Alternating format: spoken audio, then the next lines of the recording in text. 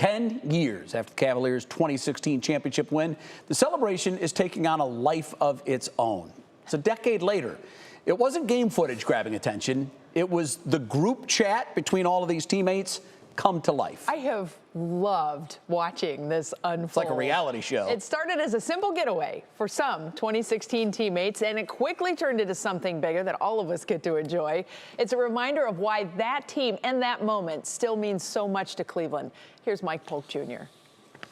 All NBA titles are impressive, but not all are created equal, as evidenced by the fact that coverage of the Knicks Championship victory was quickly dominated by casual vacation photos posted by a team that won the title a decade ago.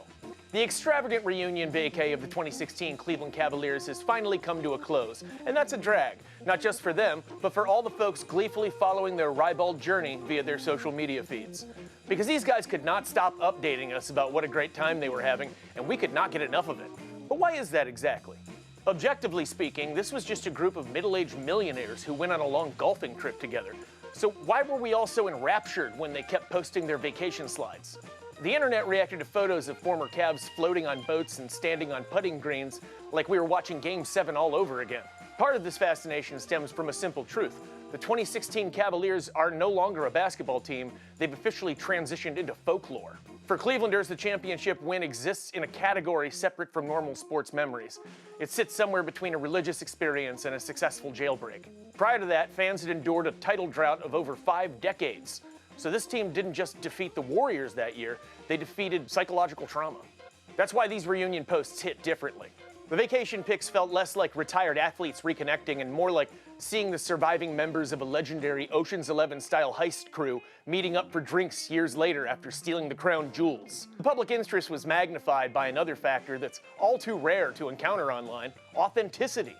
This wasn't professionally produced content subsidized by a trendy new vodka or cryptocurrency. This was a real organic friendship experience, documented, often quite poorly, by people who are clearly having a good time. That evident bond is also what made their 2016 championship team so unique. The guys observably, genuinely liked each other. And that legitimate connection just might have been the X factor that helped push them past a formidable Warriors team to seal the deal and end the curse. But I think there's also a deeper reason for our delighted fascination with the Cavs reunion saga. It offered us a glimpse into something everyone wants: proof that the people who shared an important time from the past still remember it the same way that you do. Every friend group has a version of 2016. Maybe it's an NBA championship squad, maybe it's a now defunct garage band, a former workplace, or a terrible apartment you shared back then with far too many people. Then, occasionally, everybody gets back together, and for a moment, the years disappear. The Cavaliers reunion vacation resonated because it reminded us that history isn't just preserved in stats or record books.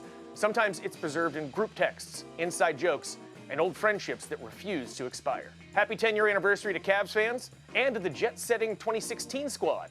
Thanks for taking us along for the ride. Boy, he nailed it. I know. He and really each did. of those individual guys has posted their own bent on the activities and whatnot. And you could definitely see the variety of personalities. Oh, yeah. And who has the quirkiest sense of humor and what they think is funny.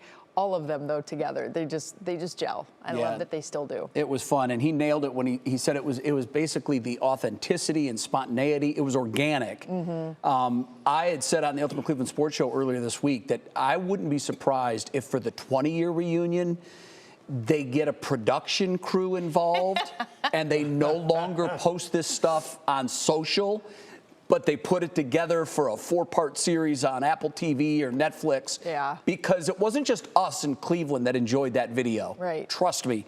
The country enjoyed it because it was real, and you got to see a side of these guys you never get to see, especially LeBron. I don't know if it's going to take 20 years, another 10 years to get to the 20th anniversary.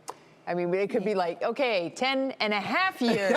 No, what makes it special, I think, is the time. Yeah. I don't want to give you a false sense of hope here, but there is reason to think that we could get to run this back. I want to read you this. This is a tweet.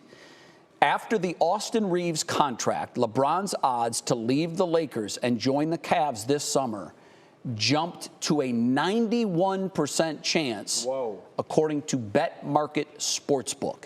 Also, Brian Windhorst, our old friend, is reporting that the Lakers would be willing to do a sign and trade with LeBron for Jarrett Allen straight up.